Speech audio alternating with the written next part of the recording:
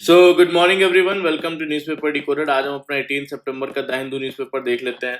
तो जो first news है, यहाँ पे प्राइम मिनिस्टर मोदी जी ने मध्य प्रदेश के धार डिस्ट्रिक्ट में फाउंडेशन रखा कि पहला फर्स्ट पीएम मित्रा पार्क का, जिसका फुल फॉर्म है mega integrated textile region and apparel, Madhya Pradesh के धार डिस्ट्रिक्ट में।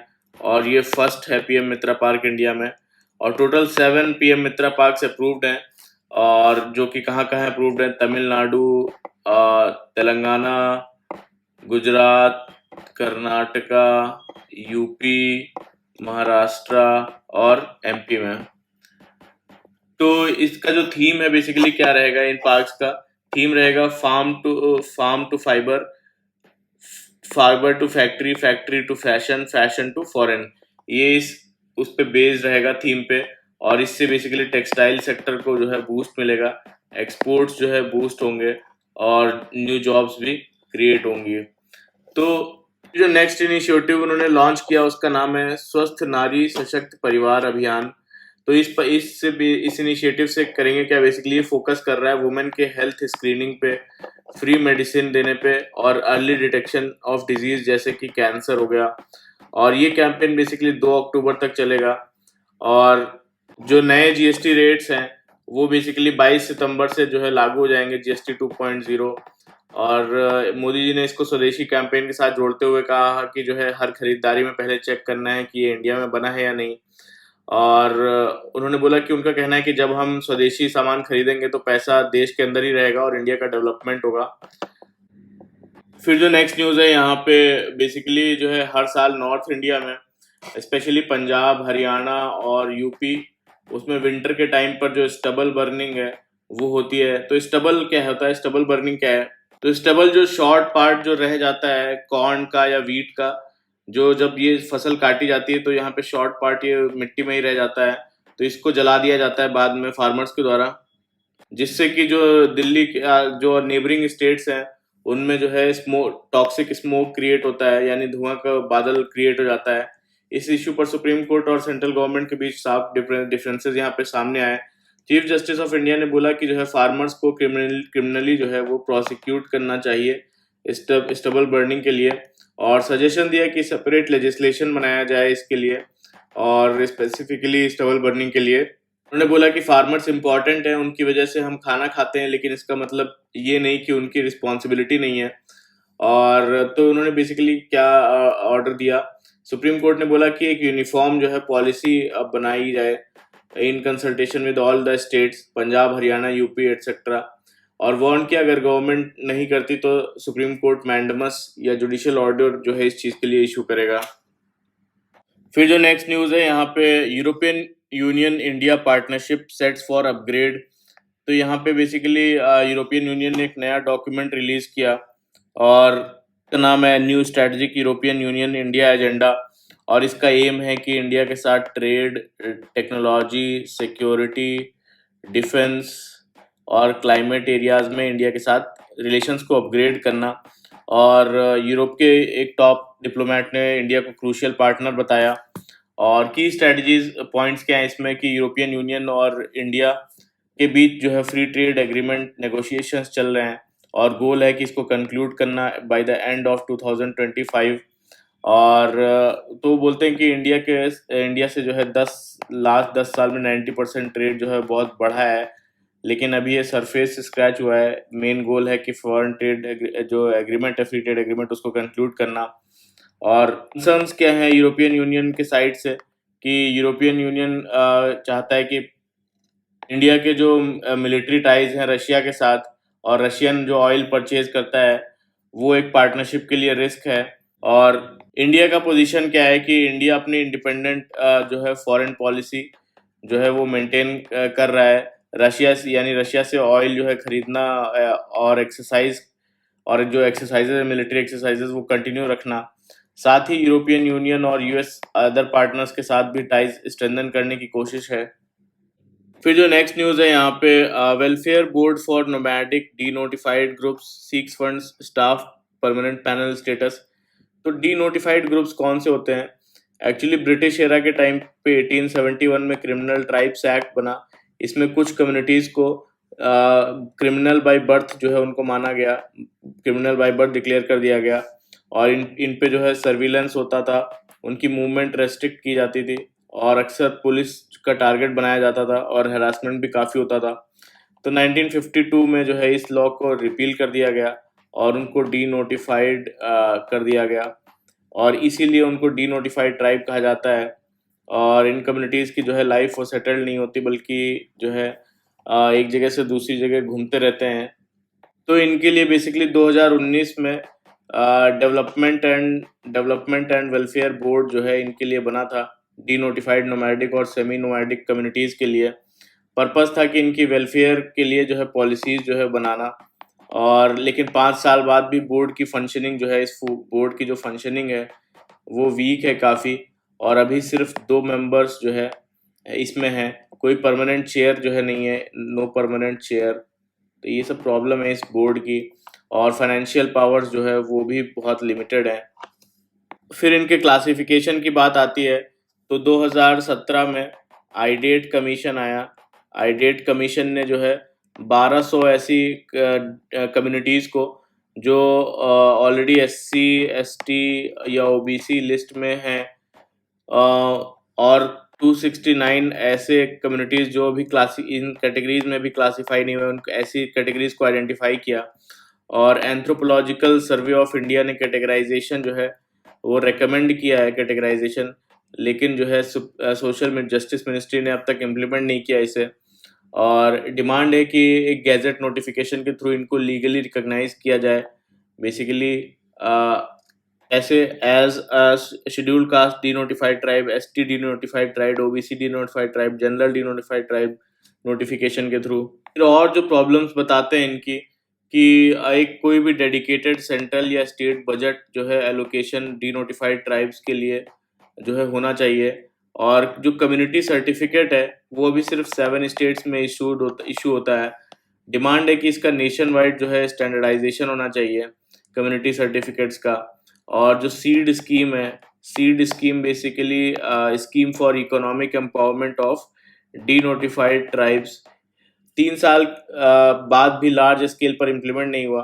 तो इसमें कुछ इम्प्रूवमेंट सजेस्ट करते हैं कि जैसे कि हाउसिंग लैंड परचेज करने के लिए उनको फाइनेंशियल असिस्टेंस देना चाहिए। 20 साल से ज़्यादा पुराने कच्चे होम्स हैं उनको एनओसी देना चाहिए कि वो वहाँ रह सकते हैं।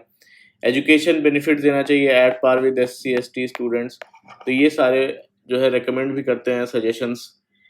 तो इसमें कोर प्रॉब्लम क्या है कि जो है एक कोई भी रिलायबल रीजन स्पेसिफिक या कॉम्प्रिहेंसिव डेटा इनका नहीं बन पाया है, इसीलिए जो है पॉलिसी मेकिंग वो टफ हो जाता है, ऐसा बोलते हैं। फिर जो नेक्स्ट है यहाँ पे EVMs to have colour codes of candidates soon says election commission. तो बेसिकली अब जो है ईवीएम्स के जो बैलेट पेपर होते हैं उन पे कैंडिडेट्स की जो कलर फोटोज जो है वो दिखाई जाएंगी, और कैंडिडेट्स का जो फोटो है 3/4 स्पेस कवर करेगा ताकि इजीली जो है पहचान हो सके। और असेंबली इलेक्शंस के लिए जो है पिंक कलर का जो है पेपर जो है यूज़ होंगे, और एक बैलेट पेपर में मैक्सिमम जो है 15 कैंडिडेट्स का नाम आएगा। लास्ट में जो है नोटा ऑप्शन रहेगा। अगर 16 से कम है तो नीचे नीचे की जगह जो अगर 16 ये एक पेपर पे रहेगा, अगर कम कैंडिडेट्स है तो नीचे का जगह ब्लैंक रहेगा, ऐसा बोलना है। प्रेफरेबली जो है ये प्रिंट होंगे गवर्नमेंट या सेमी गवर्नमेंट प्रेस में। अगर उनके पास कैपेसिटी नहीं है तो प्राइवेट प्रेस भी यूज़ किया जा सकता है सेफ्टी रूल्स के साथ। फिर जो नेक्स्ट न्यूज़ है यहाँ पे fast for Ladakh statehood continues protesters vote to remain apolitical. तो यहाँ पे सोनम वांगचुक जी जो हैं वो बेसिकली हंगर स्ट्राइक कर रहे हैं और आज 7वां दिन है। और बेसिकली जो रिमोट विलेजेस से जो चाइना के बॉर्डरिंग रीजन से उन्होंने भी हंड्रेड्स ऑफ लोगों ने ज्वाइन किया उनको। उनकी डिमांड बेसिकली क्या है कि लद्दाख को 6 शेड्यूल में इंक्लूड किया जाए, जिसमें कि ट्राइबल के सेफगार्ड्स और भी ज़्यादा उनको मिलते हैं, और फुल स्टेटहुड दिया जाए लद्दाख को। ऐसी ये दोनों डिमांड है।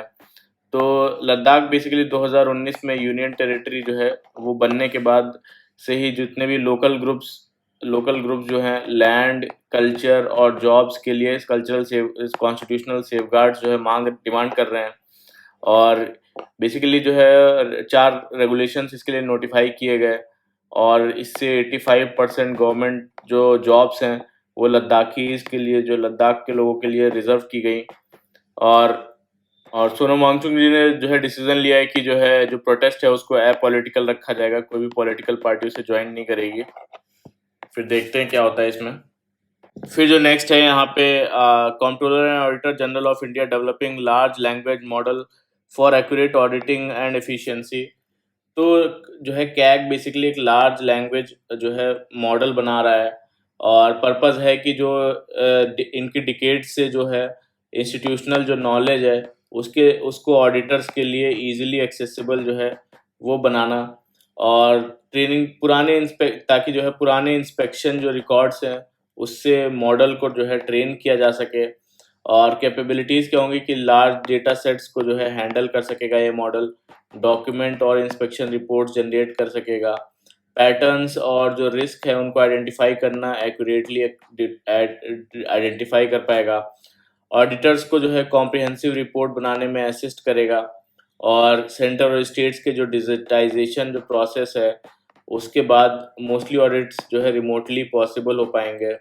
और एक न्यू इनिशिएटिव की बात की गई है जिसका नाम है कनेक्ट पोर्टल।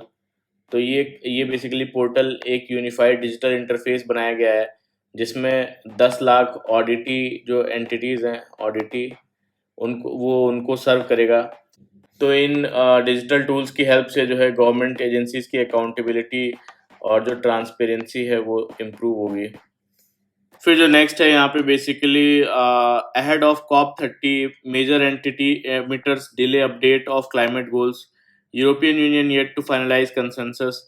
तो यहाँ पे जो COP30 होने जा रहा है बेसिकली यहाँ बेलेम ब्राज़ील में नवंबर में, तो उसमें जो नेशनली डिटरमाइंड कॉन्ट्रीब्यूशंस होते हैं, जो वॉलंटरली क्लाइमेट टारगेट्स हर कंट्री अपना सबमिट करता है अंडर पेरिस एग्रीमेंट 2015, और ये हर साल 5 साल में अपडेट करना जो है मैंडेटरी होता है। और एम रहता है इसका बेसिकली जो है ग्लोबल वार्मिंग को 1.5 डिग्री सेल्सियस तक लिमिट करना, और डेफिनेटली 2 डिग्री सेल्सियस के नीचे रखना। तो अभी करंट स्टेटस क्या है कि 195 जो कंट्री सिग्नेटरीज हैं, और लेकिन अभी तक सिर्फ 29 कंट्रीज ने अपडेटेड एनडीसी सबमिट किए हैं, और डेडलाइन इसकी 30 सितंबर 2025 है।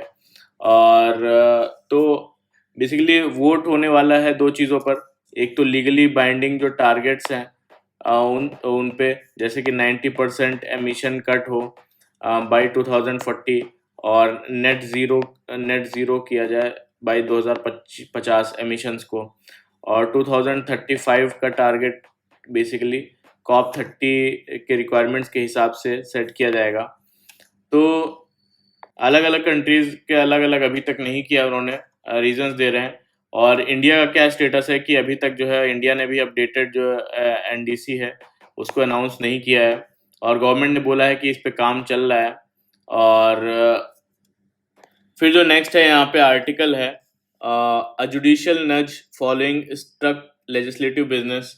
तो यहाँ पे बेसिकली जो है गवर्नर का जो के पास आर्टिकल 200 उसके अंडर 4 ऑप्शन होते हैं। जब कोई भी स्टेट लेजिस्लेचर का बिल पास होके स्टेट लेजिस्लेचर से पास होके गवर्नर के पास आता है एसेंट के लिए, तो उसके पास 4 ऑप्शन होते हैं, या तो वो बिल को एसेंट दे यानी अप्रूव कर दे, या तो उसे विदहोल्ड करे और यानी उसे मना कर दे, और या तो बिल को रिटर्न कर दे असेंबली को दोबारा से कंसिडरेशन के लिए फॉर रिकंसिडरेशन, और या तो बिल को रिजर्व कर ले प्रेसिडेंट के कंसिडरेशन के लिए। तो ये 4 ऑप्शंस होते हैं उनके पास। तो बोलते हैं जब कोई बिल इनके पास आता है तो ये क्या अपने डिस्क्रिशन में एक्ट कर सकते हैं यानी अपनी मर्जी से?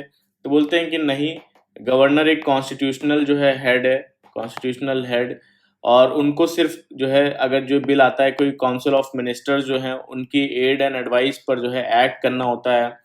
और कॉन्स्टिट्यूशन के मेकर्स ने डेलिबरेटली इन हिज डिस्क्रिशन शब्द को यूज़ नहीं किया, यानी अपनी मर्जी से वो नहीं कर सकते, जबकि गवर्नमेंट ऑफ इंडिया एक्ट 1935 में ये प्रोविज़न था। मतलब कि गवर्नर की मर्जी का कोई रोल नहीं है, गवर्नर की मर्जी का, और वो इलेक्टेड गवर्नमेंट की एड और एडवाइस पर एक्ट करेंगे। तो सुप्रीम कोर्ट के जजमेंट का क्या स्टैंस है? तो उन्होंने शमशेर सिंह केस जो 1974 का है उसमें बोला कि गवर्नर के पास कुछ डिस्क्रिशन है लेकिन लिमिटेड डिस्क्रिशन है, और जो दूसरा है state of Tamil Nadu versus the governor of Tamil Nadu, इसमें बोला कि गवर्नर बेसिकली अगर अपनी डिस्क्रिशन से बिल को रोकेगा या रिजर्व करेगा तो वो एक सुपर कॉन्स्टिट्यूशनल फिगर जो है बन जाएगा जो फेडरलिज्म के अगेंस्ट रहेगा। तो प्रॉब्लम क्या थी कि कई सारे गवर्नर्स जो है बिल्स को जो है सालों तक पेंडिंग रखते थे बिना कोई डिसीजन लिए। इससे जो स्टेट लेजिस्लेचर का काम वो रुक जाता था और फेडरल जो बैलेंस है वो भी खराब होता था। तो सुप्रीम कोर्ट ने इंटरवीन किया। बेसिकली सुप्रीम कोर्ट ने बोला कि जो है गवर्नर को विद इन 3 मंथ्स वो डिसीजन लेना होगा और ये रूल प्रेसिडेंट पर भी अप्लाई होगा जो आर्टिकल 201 के अंडर है। कोर्ट ने बोला कि अगर गवर्नर बिल पेंडिंग रखता है तो ये कॉन्स्टिट्यूशनल ब्रेकडाउन है और यूनियन को आर्टिकल 355 के अंडर गवर्नर्स को डायरेक्ट करना चाहिए कि वो अपना ड्यूटी परफॉर्म करें। फिर जो नेक्स्ट आर्टिकल है यहाँ पे, India speaks up against Israel's atrocities, should speak up. तो बेसिकली यूएन कमीशन रिपोर्ट आई है इसराइल गाजा वॉर पे। इस रिपोर्ट का क्या कहना है कि यूएन कमीशन ऑन इंक्वायरी ने मल्टी ईयर इन्वेस्टिगेशन के बाद जो है कंक्लूड किया कि इसराइल ने गाजा में जीनोसाइड कमिट किया है। और कमीशन कहता है कि इसराइल ने 5 में से 4 जो है जीनोसाइड एक्ट किए हैं। वो कौन कौन से कि कम्युनिटी के मेंबर्स को जो है मारना, सीरियसली बॉडीली और फिजिकल और मेंटल हार्म देना, और ग्रुप्स को सिस्टमैटिकली डिस्ट्रॉय करने की कोशिश की गई है, और बर्थ्स को जो है वो प्रिवेंट करने की कोशिश किया गया है। तो ये 4 कंडीशंस जो जीनोसाइड एक्ट में फिट बैठती हैं। और वॉर के 23 मंथ बाद जो है लगभग 65,000 पैलेस्टीनियंस को मार दिया गया, मोस्टली वुमेन्स और चिल्ड्रंस को। और ये फाइंडिंग्स जो है इंटरनेशनल कोर्ट ऑफ जस्टिस और इंटरनेशनल क्रिमिनल कोर्ट में चल रही हैं, जो केस को और स्ट्रॉन्ग बनाएगी।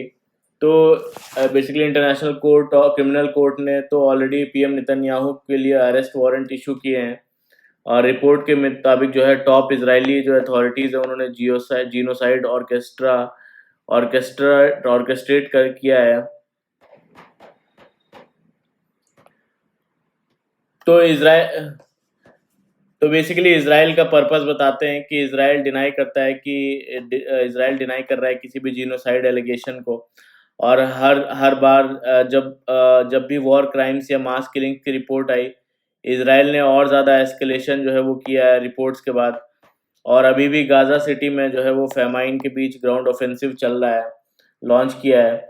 और ग्लोबल रिएक्शन क्या है कि जो फ्रांस, यूके और कुछ और अदर कंट्रीज़ ने पैलेस्टीन को सवर्निटी जो है वो रिकॉग्नाइज़ की है। और यूरोपियन कमीशन इसराइल के जो ट्रेड कंसेशन है सस्पेंड करना और एक्सट्रीमिस्ट मिनिस्टर को सैंक्शन करने का प्लान कर रहा है।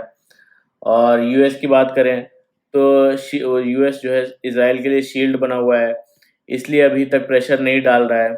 और इंडिया के लिए क्या लेसन है कि इंडिया पहले पैलेस्टीन जो है कॉज को स्ट्रॉन्ग सपोर्ट था और अभी न्यूट्रल स्टैंस ले रहा है, डायरेक्ट क्रिटिसिज्म नहीं कर रहा है।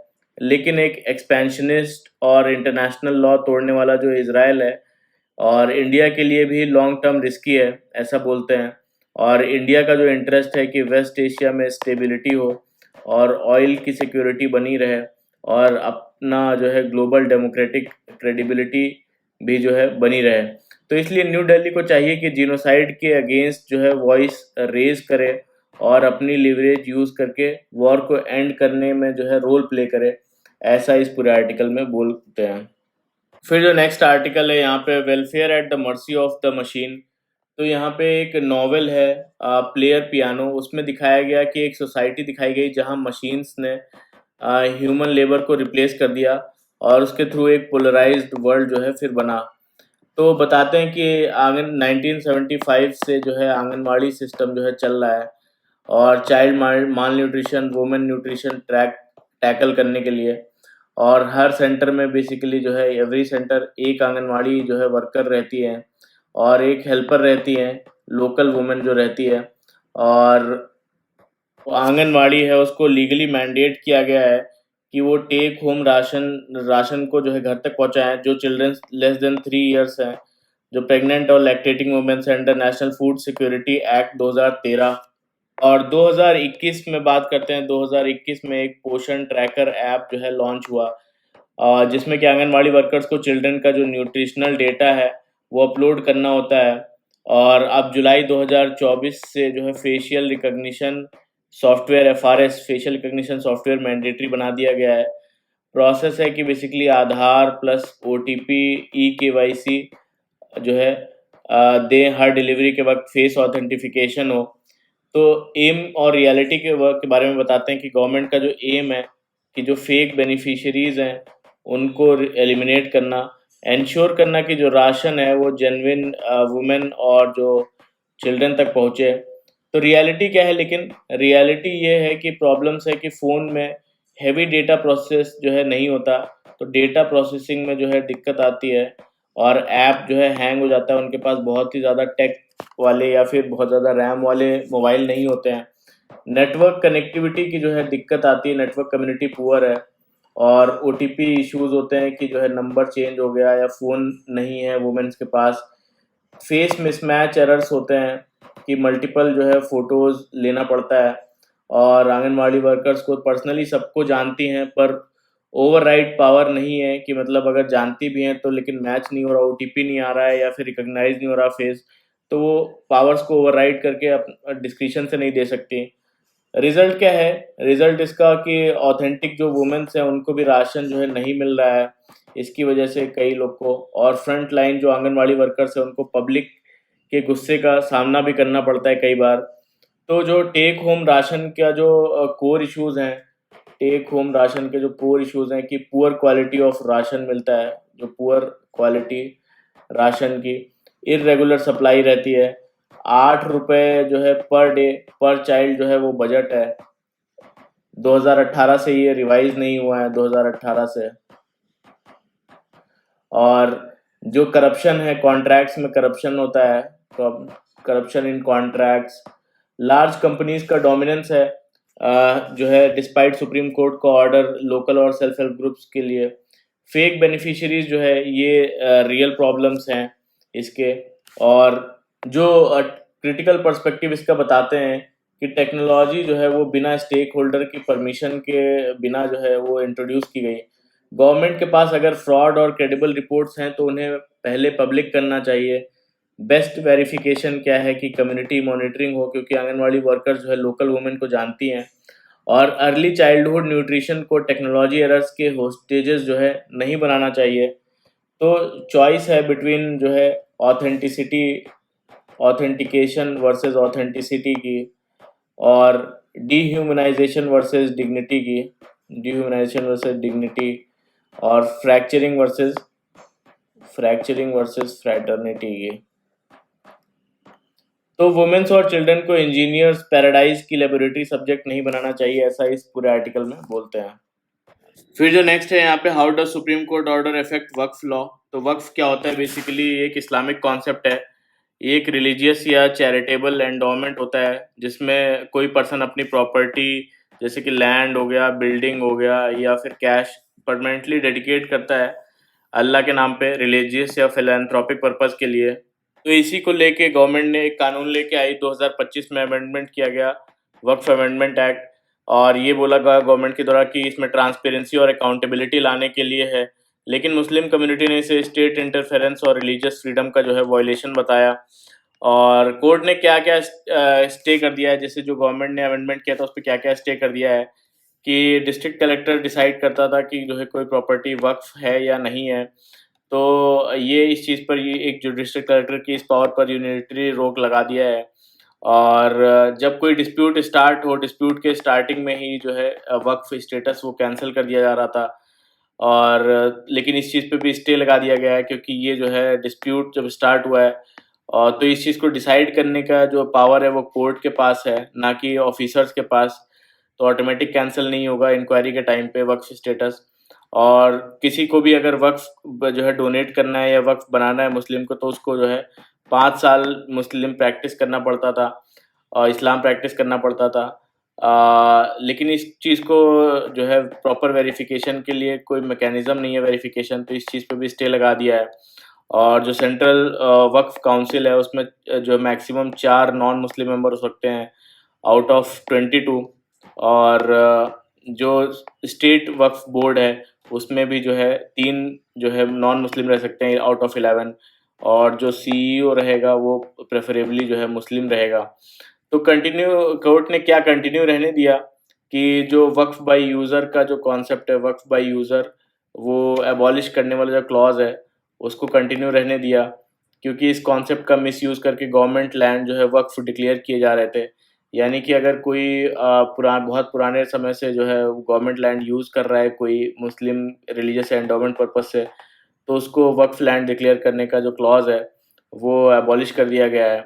और डिजिटल जो रजिस्ट्रेशन है वक्फ बोर्ड का वो मैंडेटरी कर दिया गया है, और लिमिटेशन एक्ट भी अप्लाई होगा, यानी हर 12 साल के बाद जो है 12 साल के अंदर जो है क्लेम करना पड़ेगा किसी भी एंडोमेंट पे अगर कोई डिस्प्यूट है तो की ऑब्जर्वेशंस कोर्ट की क्या हैं कि लेजिस्लेचर का इंटेंट लैंड एनक्रोचमेंट को जो है रोकना था, और प्राइमा फेसी आर्बिट्रेरी नहीं है। कलेक्टर्स को जो है टाइटल डिस्प्यूट डिसाइड करने देना सेपरेशन ऑफ पावर्स जो है वायलेट करता है, क्योंकि ये काम कोर्ट्स का है ना कि ऑफिसर्स का। 5 ईयर जो प्रैक्टिसिंग क्लॉज है उसको मिसयूज को प्रिवेंट करने के लिए जो है के लिए था, लेकिन मैकेनिज्म इसको वेरिफिकेशन का मैकेनिज्म एब्सेंट है, तो इसे अभी होल्ड पे डाल दिया गया है। और वक्फ का जो सीईओ है प्रेफरेबली मुस्लिम होना चाहिए, क्योंकि वक्फ एक रिलीजियस इंस्टीट्यूशन है।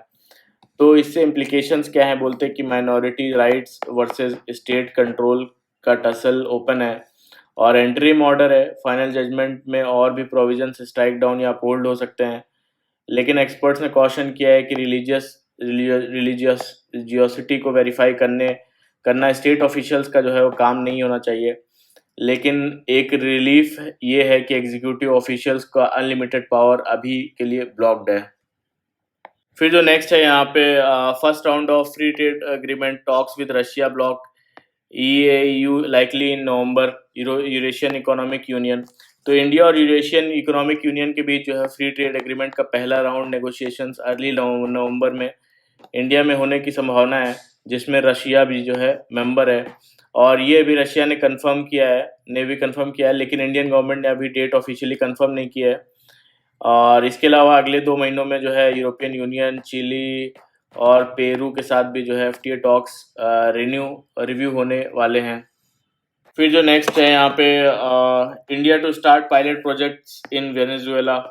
तो इंडिया वेनेजुएला में जो है पायलट प्रोजेक्ट शुरू करेगा प्रायोरिटी एरियाज में, जैसे कि एग्रीकल्चर हो गया, फार्मास्यूटिकल हो गया और डिजिटल पब्लिक इंफ्रास्ट्रक्चर।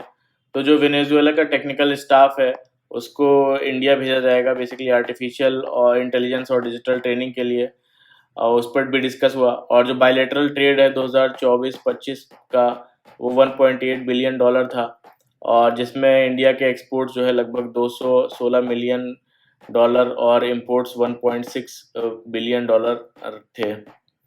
तो ये था पूरा आज का हमारा द हिंदू का न्यूज़ डिस्कशन, जिसमें कि हमने सारी डिटेल्स न्यूज़ को डिटेल से डिस्कस किया। तो अच्छा लगा हो तो प्लीज़ लाइक करिए, कमेंट करिएगा और सब्सक्राइब करिएगा। Thank you very much for the discussion.